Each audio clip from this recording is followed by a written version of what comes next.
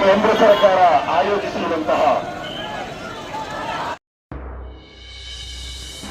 ಶಿವಮೊಗ್ಗ ಜಿಲ್ಲೆಯ ಶಿಕಾರಿಪುರ ತಾಲೂಕಿನ ಶಿರಾಳಕೊಪ್ಪ ಪಟ್ಟಣದಲ್ಲಿ ಕೇಂದ್ರ ಸರ್ಕಾರ ಮಾಡಿರುವ ವಕ್ಫ್ ಕಾಯ್ದೆ ತಿದ್ದುಪಡಿ ವಿರೋಧಿಸಿ ಪಟ್ಟಣದ ಅಂಜುಮನೆ ಇಸ್ಲಾಮಿ ಕಮಿಟಿಯಿಂದ ಬೃಹತ್ ಪ್ರತಿಭಟನೆ ನಡೆಸಿದರು. ಈ ಒಂದು ಪ್ರತಿಭಟನಾ ರ್ಯಾಲಿಯು ಪಟ್ಟಣದ HK ರಸ್ತೆಯಲ್ಲಿರುವ ಪ್ರವಾಸಿ ಮಂದಿರದಿಂದ ಸೊರಬ ರಸ್ತೆಯಲ್ಲಿರುವ ಈದ್ಗಾ ಮೈದಾನದವರೆಗೆ ನಡೆದಿದೆ.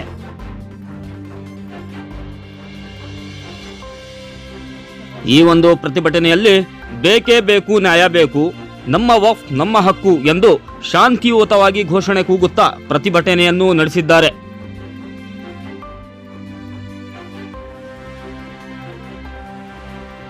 ಪ್ರತಿಭಟನೆಯನ್ನು ಉದ್ದೇಶಿಸಿ ಹಾವೇರಿಯ ಮುಯಿನು ಸುನ್ನಾ ವಿದ್ಯಾಸಂಸ್ಥೆಯ ಪ್ರಧಾನ ಕಾರ್ಯದರ್ಶಿ ಹಾಗೂ ಸ್ವಾಮಿ ವಿವೇಕಾನಂದ ತಿಮ್ಮಿನಕಟ್ಟೆ ಶಾಲೆಯ ವ್ಯವಸ್ಥಾಪಕರಾದ ಮೌಲಾನಾ ಮುಸ್ತಫಾ ರಜಾ ನಯೀಮಿರವರು ಮಾತನಾಡಿದರು.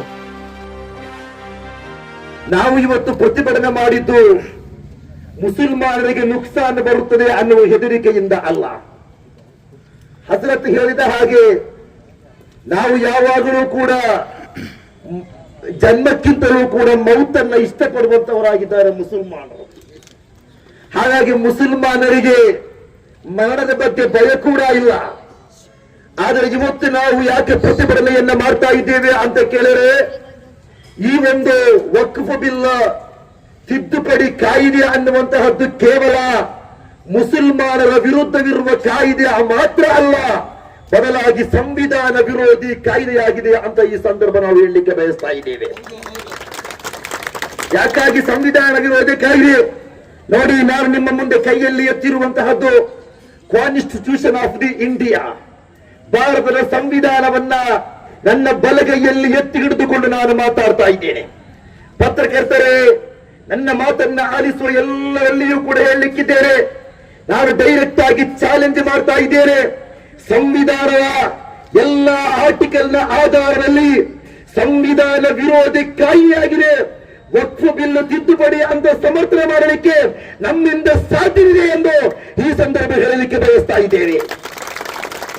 ನೋಡಿ, ಈ ಸಂವಿಧಾನದ ಅತ್ಯಂತ ಸ್ಪಷ್ಟವಾಗಿರುವಂತಹ 26 ಮತ್ತು 27ನೇ ಆಕ್ಟ್ ಅದರ ಪರಿಚಯದಲ್ಲಿ ಅತ್ಯಂತ ಸ್ಪಷ್ಟವಾಗಿಯೂ ಕೂಡ ಹೇಳಲಾಯಿತು. ಈ ಸಂವಿಧಾನದಲ್ಲಿರುವಂತಹ, ಈ ಸಂವಿಧಾನ ನೀಡುವಂತಹ ಹಕ್ಕಿನ ಬಗ್ಗೆ, ಈ ಸಂವಿಧಾನ ಕೊಡುವಂತಹ ಹಕ್ಕುಗಳ ಬಗ್ಗೆ ಅತ್ಯಂತ ಸಮಗ್ರವಾಗಿಯೇ ಕೂಡ ನಮಗೆ ಸಂವಿಧಾನದಲ್ಲಿ ಕಾಣಲಿಕ್ಕೆ ಸಾಧ್ಯವಾಗ್ತದೆ. ಈ ಸಂವಿಧಾನದ 124ರಿಂದ 128ರವರೆಗೆ ಇರುವ ದೀರ್ಘವಾದ ಅಧ್ಯಯನ ಪೇಜ್ಗಳು ಕೂಡ ಹೇಳುವಂತಹದ್ದು ಏನು ಅಂತ ಹೇಳಿದರೆ, ಒಮ್ಮೆಯೂ ಕೂಡ ಒಂದು ಸರ್ಕಾರಕ್ಕಾಗಲಿ, ಒಂದು ರಾಷ್ಟ್ರದ ಆಡಳಿತ ವ್ಯವಸ್ಥೆಗಳಿಗಾಗಲಿ ಇಲ್ಲಿನ ಧರ್ಮದ ಹೆಸರಲ್ಲಿ ಮಧ್ಯಪ್ರವೇಶ ಮಾಡಲಿಕ್ಕೆ ಅವಕಾಶವಿಲ್ಲ. India under the constitution is A secular state which observes an attitude of neutrality and impartiality towards all religion. ನಂತರ ಆ ಕುತುಬುದ್ದೀನ್ ಐಬಕ್ರಿಂದ ಆರಂಭವಾಗಿ ಭಾರತದ ಸಾವಿರಾರು ಎಕರೆ ಭೂಮಿಗಳು, 92.5 ಲಕ್ಷ ಎಕರೆಯಷ್ಟು ಭೂಮಿ ಇವತ್ತು ವಕ್ಫದಲ್ಲಿ ಇದೆ. ಆದರೆ ಈಗ ಅಂಬಾನಿಯ ಕಟ್ಟಡ, ಅವನ ದೊಡ್ಡ ಐಷಾರಾಮಿ ಮನೆ ಬಾಂಬೆಯಲ್ಲಿ ವಕ್ಫದಲ್ಲಿ ಇದೆ ಅನ್ನುವ ಒಂದೇ ಒಂದು ಕಾರಣಕ್ಕಾಗಿ ಈ ಸರ್ಕಾರ ವಕ್ಫ್ ಬಿಲ್ ಅಮೆಂಡ್ಮೆಂಟ್ ಕಾಯ್ದೆಯನ್ನು ತರಲಿಕ್ಕೆ ಮುಂದಾಗ್ತಾ ಇದೆ ಅನ್ನೋದು ಅತ್ಯಂತ ನಾಚಿಕೆ ಅಂತ.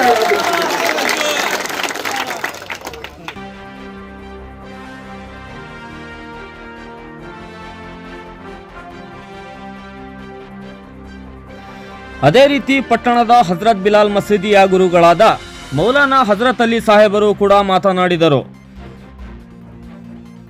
में कहा गया है कि इस खिलाफ डेट के इलाके में भी जो गैर मुस्लिम रहेंगे, जो गैर मुस्लिम मेंबर रहेंगे, ये तानाशाही है, अंग्रेजों की याद दिलाती है ये तानाशाही। अंग्रेज तो चले गए लेकिन अपनी काली औलादें छोड़ करके गए। जिस तरह सफेद अंग्रेज ने तबाही मचाए थे उसी तरह उनकी काली औलाद तबाही मचाना चाहती है। लेकिन हम कह देना चाहते हैं हमने हिंदुस्तान को ताबेदारी के तौर पर कबूल नहीं किया है, हमने हिंदुस्तान को वफादारी की बुनियाद पर कबूल किया है, इसलिए हम हिंदुस्तान के वफादार भी है, हकदार भी है। हमने हिंदुस्तान को ताबेदारी के तौर पर कबूल नहीं किया है और इसलिए कि हमने हिंदुस्तान को वफादारी की बुनियाद पर कबूल किया है, इसलिए हम हिंदुस्तान के वफादार भी हैं और हिंदुस्तान के हकदार भी है। जिस तरह और लोगों ने हिंदुस्तान की आजादी के लिए अपने खून को बहाया है, उसी तरह हमारे असलाफ अबो अजदाद ने भी अपने खून को पानी की तरह हिंदुस्तान की आजादी के लिए बहाया है। जब तो राहत इंदौरी ने कहा है कि सभी का खून शामिल है, यहाँ की मिट्टी में किसी के बाप का हिंदुस्तान थोड़ी है।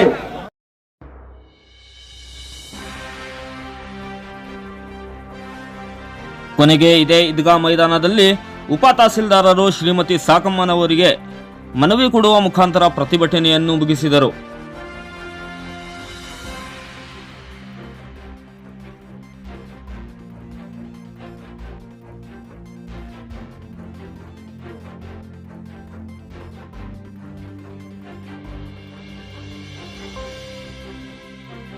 ಸರ್, ಇವತ್ತಿನ ದಿವಸ ಶಿರಾಳಕೊಪ್ಪದಲ್ಲಿ ಬಹುಸಂಖ್ಯಾತ ಜನ ಸೇರಿ ಒಂದು ಸಂಘಟನೆ ಪ್ರತಿಭಟನೆ ಮಾಡಿದ್ರು. ಈ ಒಂದು ಪ್ರತಿಭಟನೆ ಬಗ್ಗೆ ನೀವು ಏನು ಹೇಳಿಕ್ಕೆ ಬಯಸ್ತೀರಾ ಸರ್?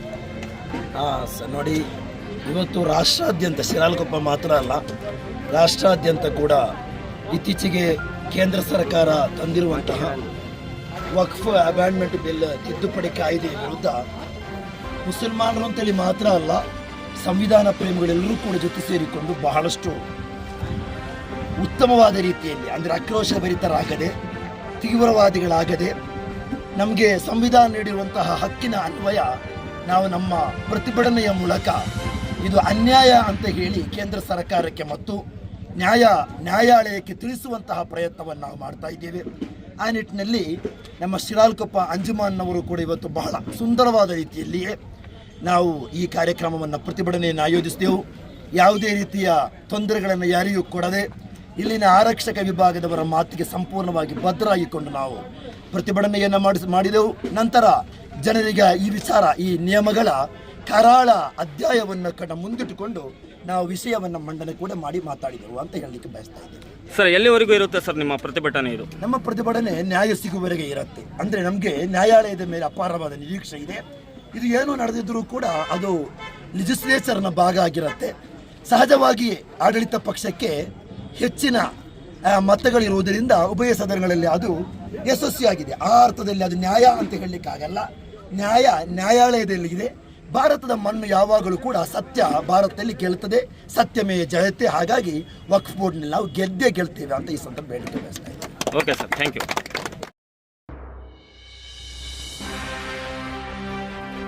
ಒಟ್ಟಾರೆ ಈ ಒಂದು ಸಂದರ್ಭದಲ್ಲಿ ಅಂಜುಮನ್ ಇಸ್ಲಾಮಿ ಅಧ್ಯಕ್ಷರು ಹನೀಫ್ ಸಾಬ್, ಕಾರ್ಯದರ್ಶಿ ಅಬ್ದುಲ್ ಆಸಿಫ್, ಸದಸ್ಯರಾದ ಅಬ್ದುಲ್ ಜಬ್ಬಾರ್ ಸಾಬ್ ಎಳ್ಳೂರ್, ದಸ್ತಗೀರ್ ಸಾಬ್, ಮುನಾಫ್ ಸಾಬ್, ಬಿಳ್ಕಿ ವಾಜಿದ್ ಸಾಬ್, ಅಕ್ರಮ್ ಸಾಬ್ ಹಾಗೂ ಹಾಶಮ್ ಸಾಬ್, ಬಿ ಚಮನ್ ಮಿಯಾ ಸಾಬ್ ಸೇರಿದಂತೆ ಸಾವಿರಾರು ಮುಸ್ಲಿಂ ಸಮುದಾಯದವರು ಉಪಸ್ಥಿತರಿದ್ದರು.